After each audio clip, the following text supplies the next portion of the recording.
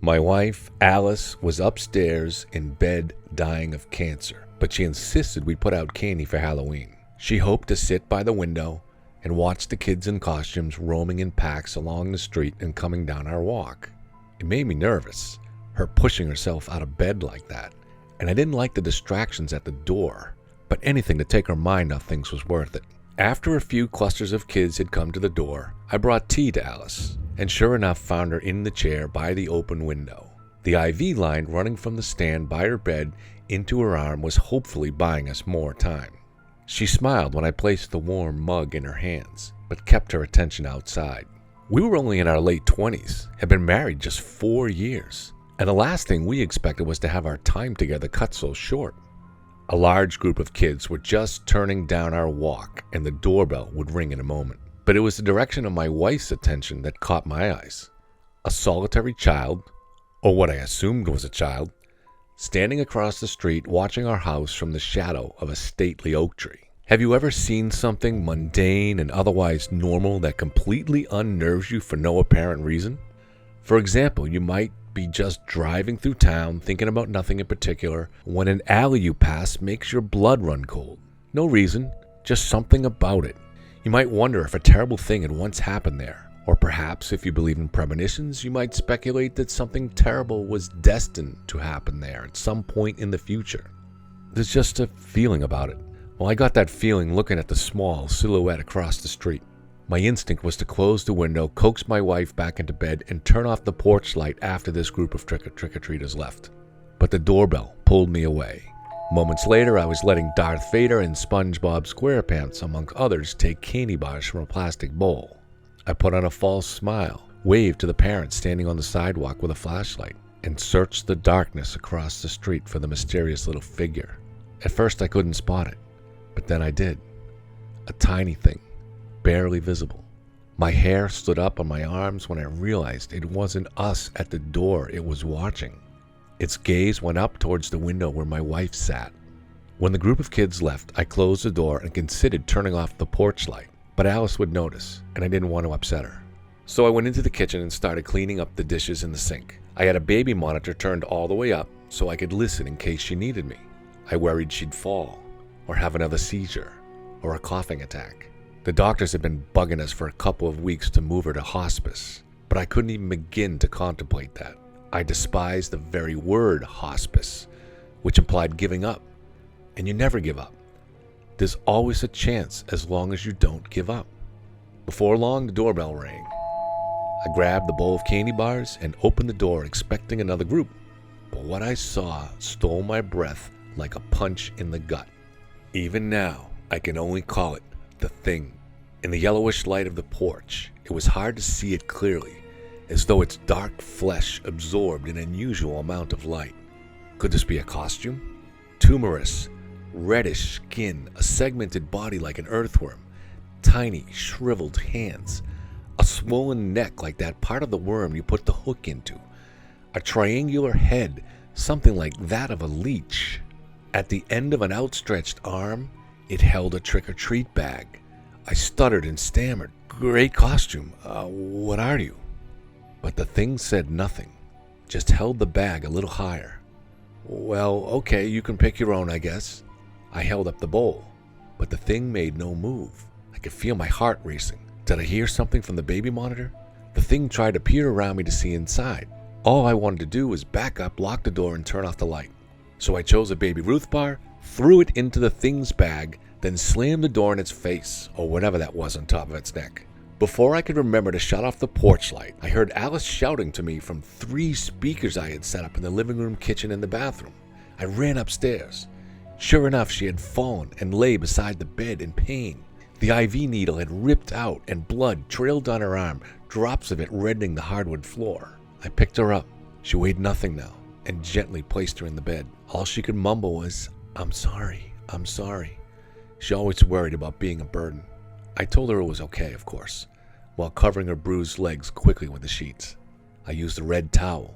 The hospice people recommended red towels to soak up the blood in her arm. She'd been pricked by needles so many times that her arm looked like a battlefield. It took me about 15 minutes to get her settled. I took her pulse, pulled the comforter up to her chin, then sat holding her hand. The nurse would be here tomorrow morning and would fix her IV line. Then the doorbell rang again. Shoot, I should have hit the porch light. But with a weak smile, Alice spoke almost in a whisper. I'm okay. Go take care of it. They'll go away, I said. Please, she said. I like knowing kids are coming to the house.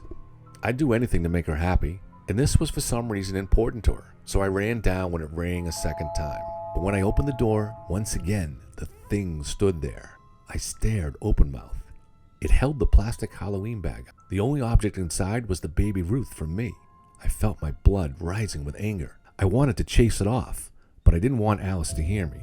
And I felt unnerved, afraid even. Was I going crazy? This had to be just some kid in a really awesome costume. I tried to look around me into the house. I shifted to block it, telling the thing, you've already been here. But the thing only held the bag more forward. I reached in for a Snickers and slammed it into the bag, raising my voice. Now that's it. Get out of here. Go on to the other houses. Not waiting for its reaction, I slammed the door, switched off the light, and stood there hyperventilating. Had Alice heard any of that? I ran upstairs. She showed me a faint smile. I walked by the window, stopping to look out for the thing, but I couldn't see it. I took a chair next to my wife and held her hand. Her voice struggling, she said, I think maybe, but then she stopped herself. However, I knew what she was going to say. Almost since our first date, we were so in tune that we could finish each other's sentences. Even when I proposed to her, she seemed ready for every word, knowing what I was going to say before I even opened my mouth. Destiny is a great blessing and a great curse, and we had been destined to be together, like a lock that had been made with only one key. So I knew, and what she had been about to say before cutting herself off was this: I think maybe it's time. I could barely breathe. All these doctor's appointments, all these months, all the attempts to reduce or at least delay, even when we knew how long the odds were, even when the doctors were running out of things to try. I always believed, I don't know, something. I believed something. Something would always give us more time. The doorbell rang again. I felt anger like I had never felt before, anger that had been building up, I guessed, ever since we'd first heard the scan results. That thing dared to come to our door again? I was going to grab it by the neck and drag it out to the sidewalk, kid or thing or whatever. I took the stairs 2 at a time. I didn't even remember leaving my wife's room. My cheeks were on fire. After storming across the living room, I whipped open the front door, and there was a large group of kids in costumes. Trick or treat, they squealed. It took me a long moment to wipe the rage off my face. I waved weakly at the parents on the street. What was wrong with me? I grabbed the bowl of candy and held it out for what must have been 9 or 10 kids. They came up, one by one, and with a trembling hand, I dropped a candy bar in their bags, maintaining the biggest, fakest smile ever, until the last kid held the bag out. At first, I only saw a scream mask, which didn't spook me, of course, but my eyes moved down the black cape until I saw those reddish black tumorous arms, those gnarled half-size hands, one of them holding the bag, a bag which seemed mostly empty. My heart fluttered, goosebumps crawled up my flesh, and suddenly I felt cold. You little, I growled, ready to chase it off. Then I remembered the parents on the street, the little kids still giggling their way towards the sidewalk. So I grabbed a candy bar, practically crushing it in my hand, and chucked it into the thing's bag. I whispered through gritted teeth, Don't let me see you again, you understand? I don't want you anywhere near my house. And without waiting for its reaction, I turned around and slammed the door. I hit the lock, then the deadbolt. Jesus Christ, what was that thing? I ran around every room on the first floor, making sure the windows were locked and the lights turned off. Then I ran back upstairs to Alice. She was awake, but a little delirious. I felt like proximity to the thing outside had been sapping her strength somehow. No, that seemed crazy. I turned the bedside lamp down to the lowest setting, held a damp washcloth to her forehead. Alice had wanted kids, and I guess I had too. I just always thought that children would come down the road when I felt, I don't know, like I had finally grown up enough. But the cancer had been discovered before that time came. I stood in the window looking for the thing, thought I spotted it behind a tree. Or was that it between the neighbors' rhododendrons? Maybe it had moved on. Didn't it have to eventually? Not that I wanted to wish it on any of the other families, but man, why us? My muscles tightened when I saw another large group of kids coming up the street. I stood where I hoped no one could see me in the window, squinting my eyes, trying to spot the thing among them. I held my breath when they stopped in front of our walk. They seemed to be debating. At last, seeing that all lights were out except Alice's second-floor room, they moved on. I watched to see if one figure remained behind or slipped into the yard, but none did. I sat down in the chair by the bed. She looked at me, a moment of clarity. "Honey," she said, "it's..." She still couldn't bring herself to say it, but we both knew. The truth about getting more time is that it's only worth it if the time is quality. But how do you know the threshold? Some days were good, others horrible. Some days were mostly bad, yet there'd be an hour here and there where we'd laugh together, watch a movie, or play cards. Some days she even managed to read a few chapters in a novel. I took a hairbrush and ran it softly through her hair, which always relaxed her. She drifted off to something close to sleep. Then the doorbell rang. Her eyes shot open, and there was fear in them. I felt terrified myself, but I didn't get up. I didn't look out the window. Instead, I turned off the light and sat there, brushing her hair, whispering soothing words, telling her everything was all right. My nerves were twisted in knots, waiting for the doorbell to ring again any second, waiting for the insatiable thing that just kept coming back no matter what. As the minutes went by and it didn't ring, my tension slowly eased. Minutes became perhaps an hour, and I considered turning on the light so I could read to her from Charles Dickens, which I would do with a special masterpiece theater kind of voice. But I didn't want the thing to see the light go on, so I sat there, thinking of all the stuff me and Alice had done together over the years, noting how even the beers tasted fuller and the food richer when I went somewhere with her. I don't know how long I sat there, but eventually I fell asleep and had been asleep for a long time when I heard it. A light knocking at the bedroom door. I sat up straight, immediately alert, my heart pounding into my eardrums. It had to be a dream. It just had to be. I didn't move, except my eyes, which went to Alice, and with great relief, I saw she was sleeping soundly, still breathing. Then the knocking at the bedroom door came again, not heavy knocking, but firm. Tap, tap, tap. It was in the house. I jumped to my feet, staring at the door. It was unlocked. Nothing could stop the thing from just opening it and coming inside the room. How had it gotten in the house? Panic flooded my mind. What did it want? Why was it tormenting us?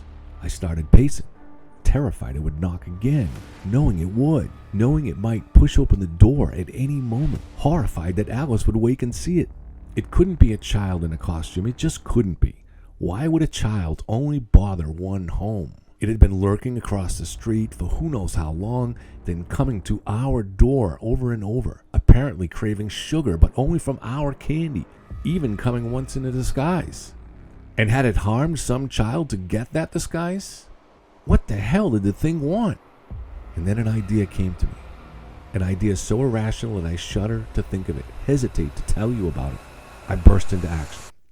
The first thing I collected was the bloody red towel. Then I went to the other side of the bed where a small trash bucket stood. Fishing through, I found dirty bandages and phlegm-filled tissues. I piled them all up in my arm. What else? I ran around the bed again and grabbed the hairbrush, covered with her fragile strands. Tap, tap, tap. The thing knocked again. I ran to the door, caught my breath for a second, then opened it.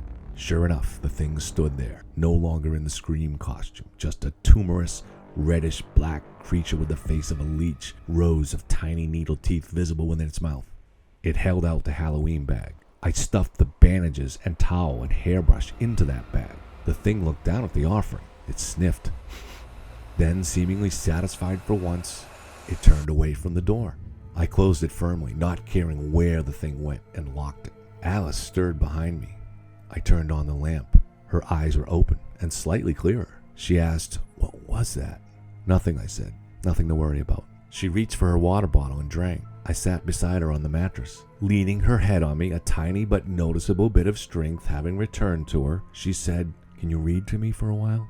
I put on my best smile. Not a fake smile, not completely fake anyway. A nervous smile where I did my best to hide the nervousness. It wouldn't fool her, of course. We could finish each other's sentences after all. Time had once again been purchased, but how much I couldn't know.